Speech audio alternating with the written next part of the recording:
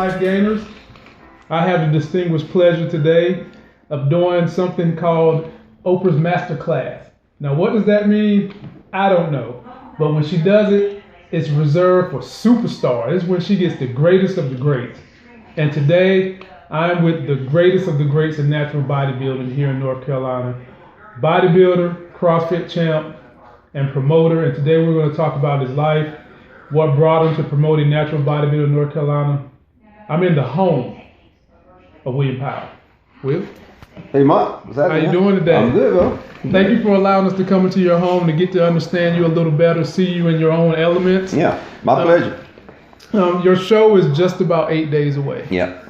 And a lot of people don't understand how hard it has been to get the natural bodybuilding circuit running in North Carolina. Yeah. Talk a little bit about how you've been able to make such a big hit with the OCB and the No Gear Classic here in North Carolina. Well, one of the biggest assets has been my relationship with the OCB, and the OCB is is the premier organization in amateur drug-free bodybuilding. It is probably the biggest. I'd say it's the biggest in the world right now, and because of my affiliation with them, I've been able to reach out to a lot of different states to get the No Gear Classic going. For instance, the first year we did the No Gear Classic, most of our athletes came from Virginia. Okay. Which is a hotbed for natural bodybuilding. A lot of really good promoters up there. We didn't have a lot of athletes from North Carolina the first year.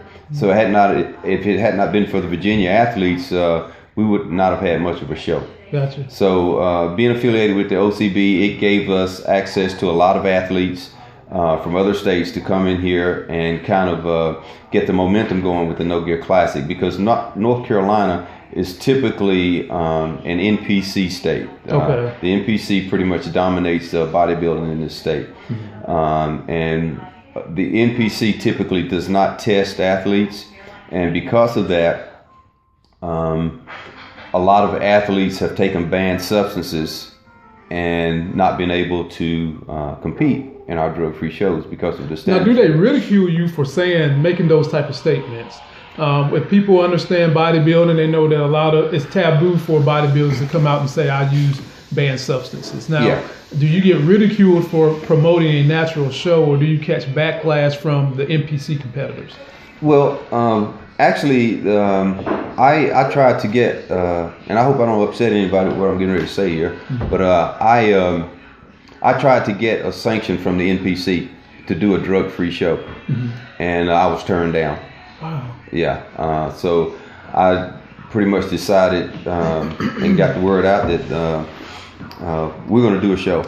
Well, why would they turn you down when, to me, it seems that you live the way you preach, and natural bodybuilding goes by the way you live, which is sustainable behaviors. Yeah. You invited me here to your home for us to see that you live a sustainable lifestyle. Yeah. Modest home, even though you're very successful. Yeah. You do your own cooking. Yeah. You do your own cleaning in here. Yeah. We don't get much cleaning done, but when it gets done, we do it Hey, ourselves. this floor is immaculate. I would eat my sweet potato cookies off this floor. But why would they not support someone who wants to do this type of bodybuilding when it's more sustainable than the things that they're currently doing? Well, here's what my response was, or their response to me was that, well, if we say that your show is drug-free, then that's saying that the others aren't. And you know, here's my thing. I'm not hating on anybody that does shows that aren't tested. I mean, I did them. And actually, if you look on the NPC's website for North Carolina, the decade between 2001 and 2011, that 10-year period, I won more NPC shows than anybody else. I won more pro qualifiers than anybody else. I competed in the NPC a lot. That was the organization that got me started. My first show was an NPC show. So I'm not hating on anybody. I'm not here to criticize anybody. But I'm just trying to, paint the picture of how difficult it's been to come into North Carolina, which is dominated by the NPC, and to do a drug-tested show. Gotcha. So I've met obstacles all along the way, and we've finally gotten to the point to where we've gotten that message out about drug-free options in North Carolina. So the first year, probably 70% of our athletes came from other states.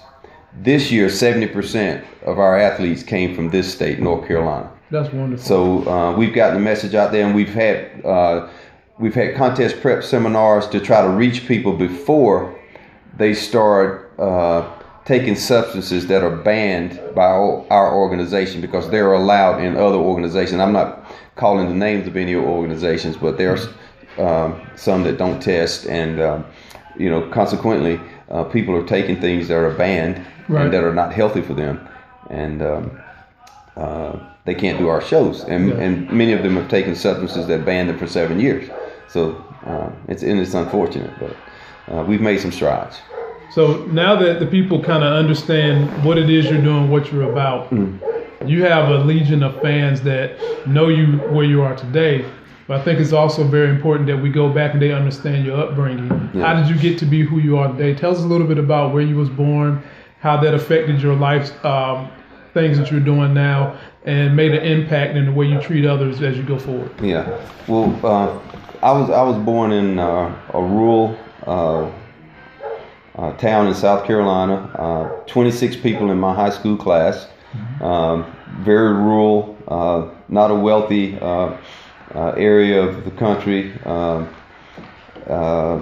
We were people who pretty much lived off the land.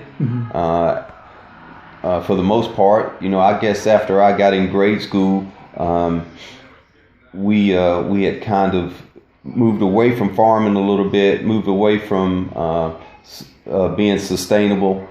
But I learned a lot about sustainable living, learned about how to be resourceful, how to live off the land, that kind of thing, as a child. And I've gone back to those roots now, and I try to teach people traditional ways of eating, traditional ways of living, and all that points to sustainability, because the social model and the habits that we have right now as a society, I don't feel are sustainable. The food supply is tainted. We're overworked. It's just not a sustainable lifestyle when you look at trying to be healthy and having longevity. You got to be proactive.